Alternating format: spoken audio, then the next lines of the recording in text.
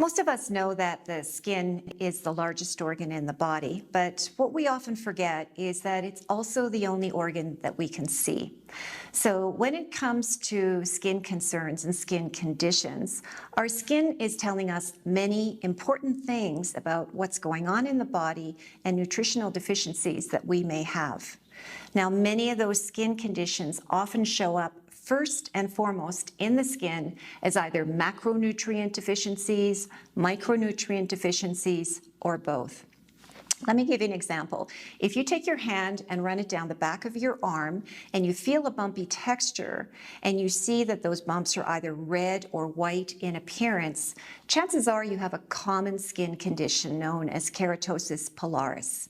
Now, this skin condition is directly linked to a deficiency in essential fatty acids, vitamin A, and zinc.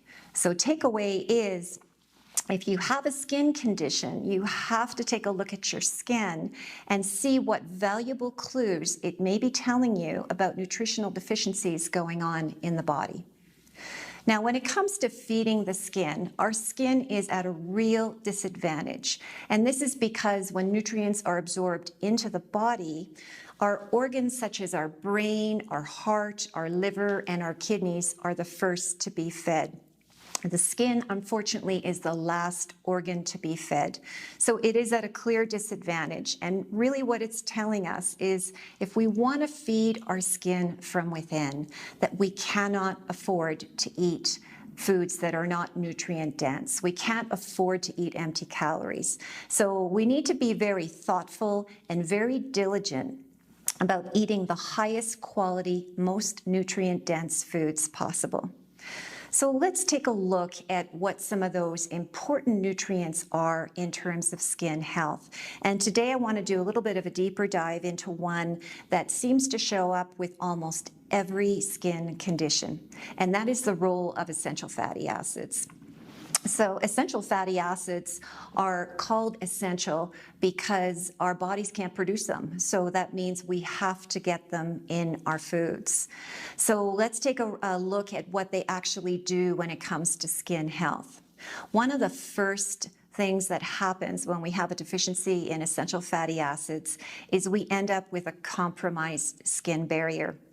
So what that looks like is skin that's very dry and tight and itchy.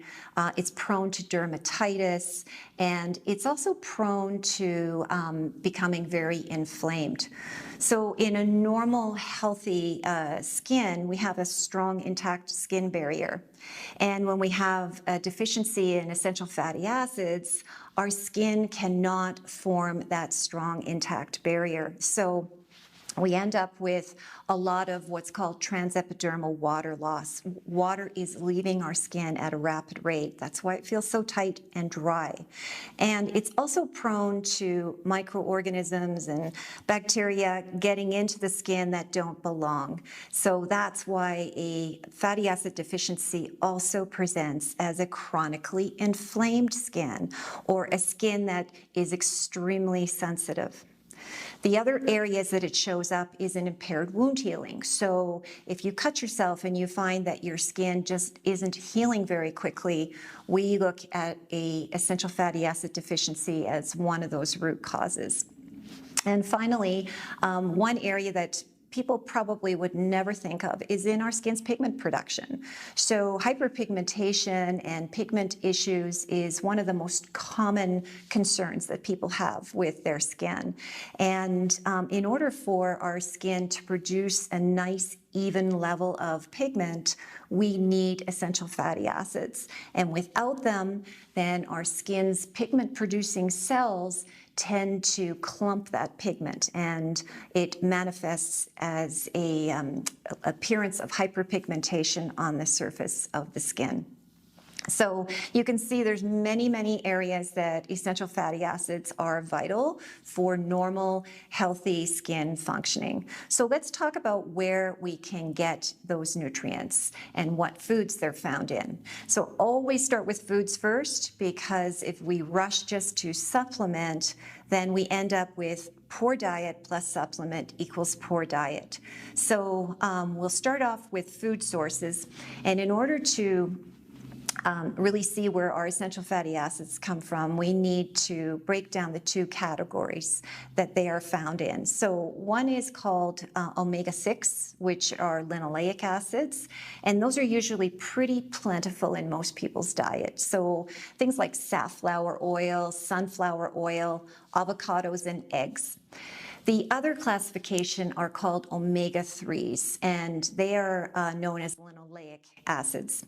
Now, that's a category that's usually very deficient in most people's diet. And food sources of those include things like salmon, walnut, eggs, free-range chicken, and flax.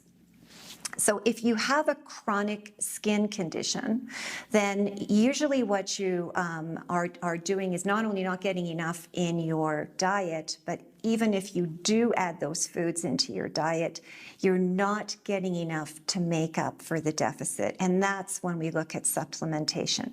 So realize that not all supplements are created equal. You need to understand which type of fatty acids your particular skin condition requires, and you also need to know the ratio. So it's best to work with a specialist and a clinician who can guide you as to the proper level and dose of supplements.